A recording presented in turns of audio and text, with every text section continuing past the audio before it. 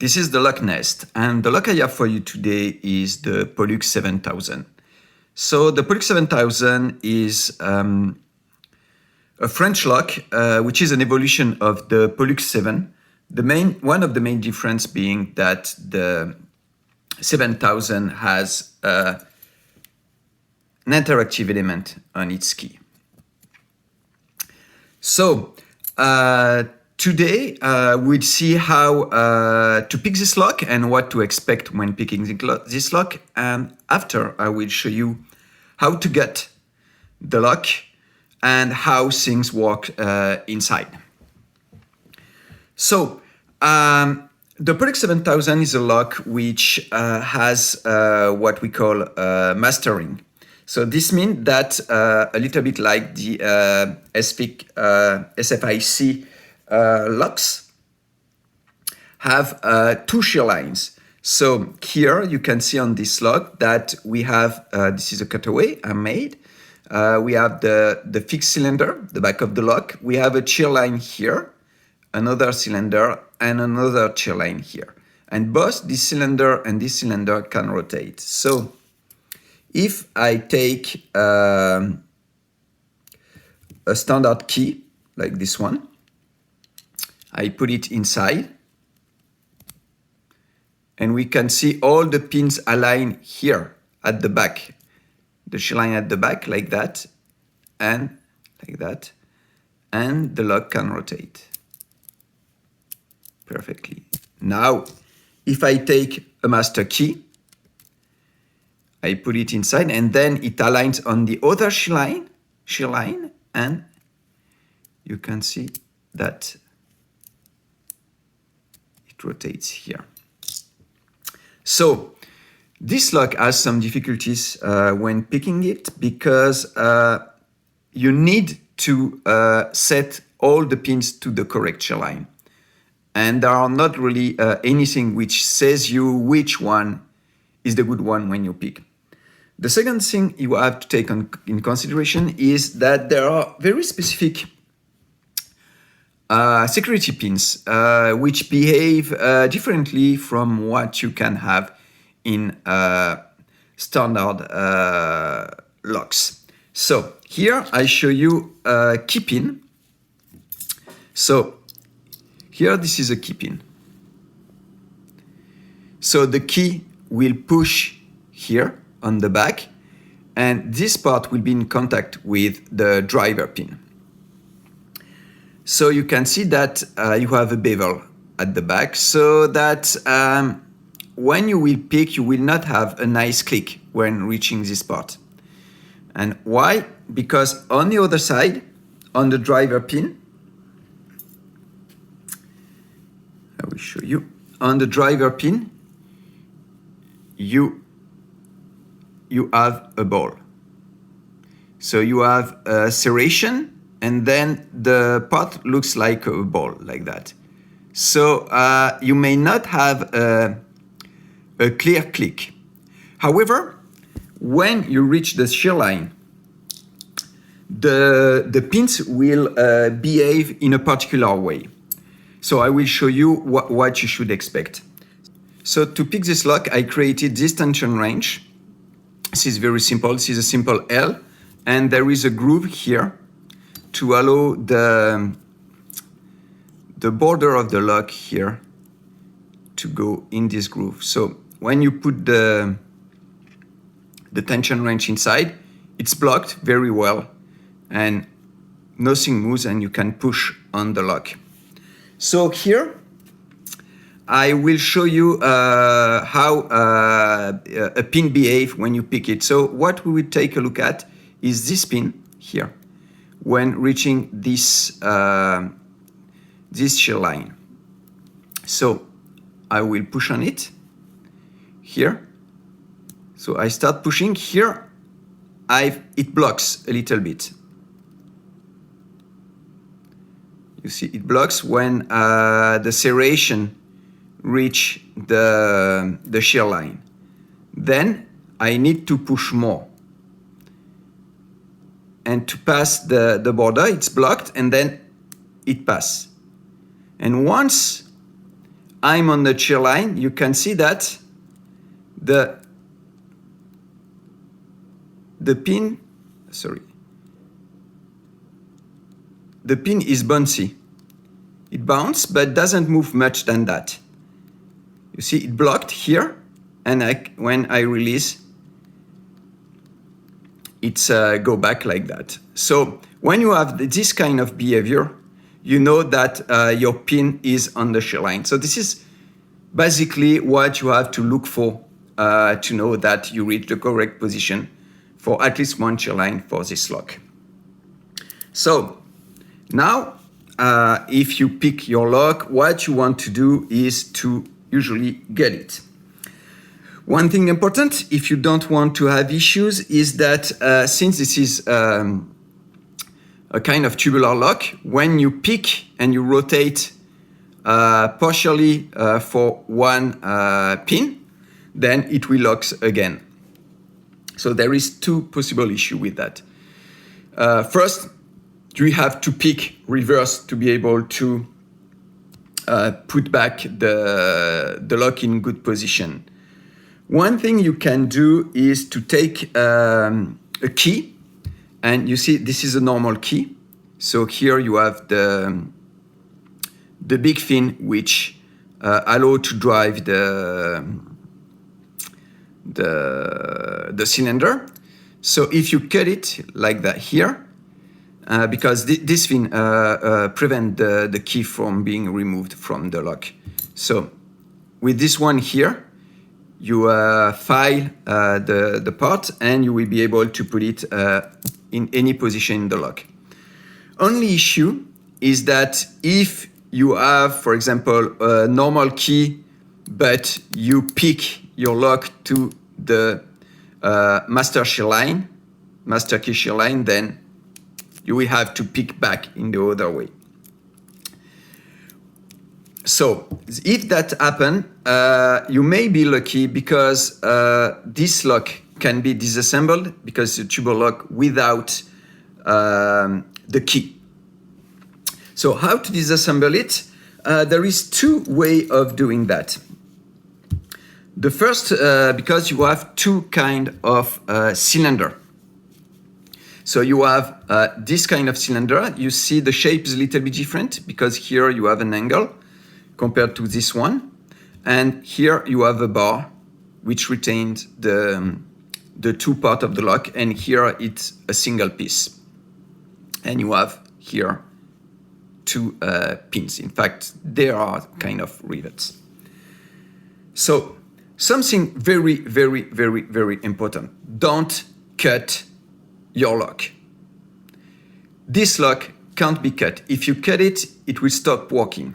So don't cut it, because in the middle, we talk about that later, you have a pole which go through completely through the lock, and it is required to interact with the interactive element. So don't cut it. For this lock, if you have this one, it's very easy. You can see you have two pins, and on each side you have one pin which has some marks here, 3 marks. And the 3 marks are on the other side. So when you have that, what you have to do is you take a punch and you just put something on the back, and with a hammer and a punch, you punch this rivet and it will fall back. You can remove only 2 of them, but since it's very tight, we have some difficulties to remove the front lock, the part of the lock. So I recommend to remove all the 4 and to get this bar out.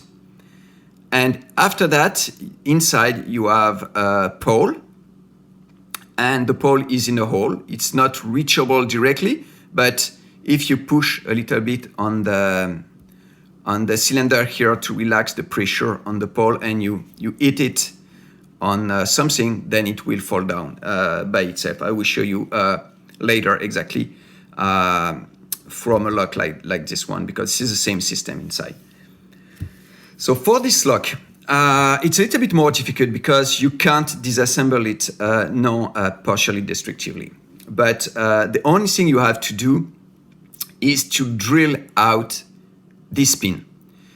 In fact, it's not a pin, this is a rivet. In fact, you have a short pin which goes approximately through here, probably.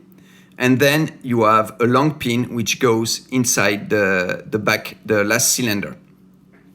It's the same thing from this one. Here you have the pin which starts here, which against this pole and goes here inside this barrel. So it's not a very hard steel, so you can drill it very easily. And once the rivet is removed, then don't continue to drill. You have a pole inside, don't drill more. But here, for example, what I did is I drilled the pin. It was very easy. The more difficult things is to make a punch or something here. I use a Dremel with a diamond bit to make a first hole here to be able to center my drill bit, and then I drilled very easily with a simple Dremel. So here, what I did is I drilled the rivet and I put a grub screw. So you can easily remove it. You can see the length of the rivet is not really big because here I reach directly to the pole. And here you can see the pole inside at the bottom, and I can show you here. So if I push a little bit on the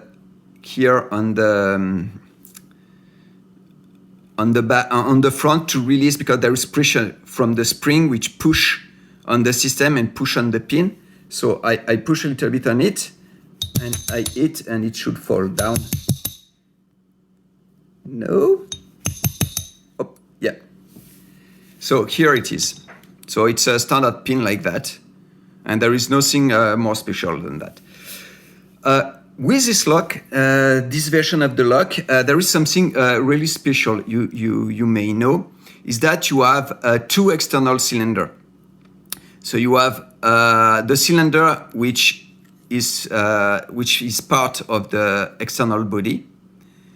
And here, this thin part is not machined, it's another cylinder, which is intermediate between the cylinder inside and the cylinder outside, and which is part of this front part, which retains the system. So I think if you push on it, you see it moves, and you are able to remove so only the inner cylinder or the inner and the intermediate cylinder you can remove. I will not remove this one. I don't want to have everything fly out, but I will show you what's inside. So here we see this is the cylinders. In fact, they look like that. So don't pay attention to this groove here. I made them for test purpose. Usually it looks like that. I was testing the cutaway. So you have your three cylinders. Here you have the hole where the retaining pin goes, and here it's small punch to retain the intermediate cylinder we talk about. So then there is the locking system. Usually this lock, when you have a system so that when you turn outside, the internal part doesn't turn. In this lock, this is a really simple system. It's just a pole like that. And you can see here, in this pole, you have a kind of head with a flat and a groove here. And in fact, this part will move. When you enter the key will push on this part and it will move slightly. So when it's pushed on one side, the system, there is a small part of metal which will go in the groove, allowing the system to turn freely on the right, but to be locked by the inner cylinder on the left. And when a key is inserted on this side, it will move, and then there is a flat in the cylinder which will prevent the system from rotating. So Here is the front cylinder. Sorry. And you can see here, there is this flat. So if I put the system like that, like that, you will see that it can't rotate. If I move forward, the flat part we can see here will goes in the groove and the system will rotate. So this is how it works. There is no complex things in the middle, but it's important not to cut that. Why? Because this part interacts with the interactive elements. So if you cut your lock, then you will not be able to set the interactive element to the good position, so you will not be able to use the key to open it. And this is kind of an issue. Regarding the interactive element, there is something which is really interesting with this kind of lock, is that depending on the lock, sometimes, it is the case for this one, the lock is not pinned the same on each side. In fact, this is made by the fact that this pole is not symmetric. In fact, the end here may be longer on a side compared to the other side. This means that when you enter the key on one side, you see, like that, it pushes the interactive element. It pushes the interactive element, but if the length is different, then the interactive element will be different, and then the pins which this interactive element position will be different from the inside cylinder and the outside, the interior cylinder and the exterior cylinder. So when you reassemble your lock, you need to be careful, because if you set this pole on the wrong position, you will not be able to open your lock and you will have to set it correctly. So not all the locks have this kind of behavior, but some have. So you need to take that in consideration. I think this is all I have for you today. If you like this kind of lock, I have several of them on my eBay store, so take a look. If you want to see more video like that, you can subscribe to my channel or like my Facebook page, and for pictures too, there is the Instagram for the eBay store, and all Facebook and Instagram, there are the links in the description of this video. Have a nice day.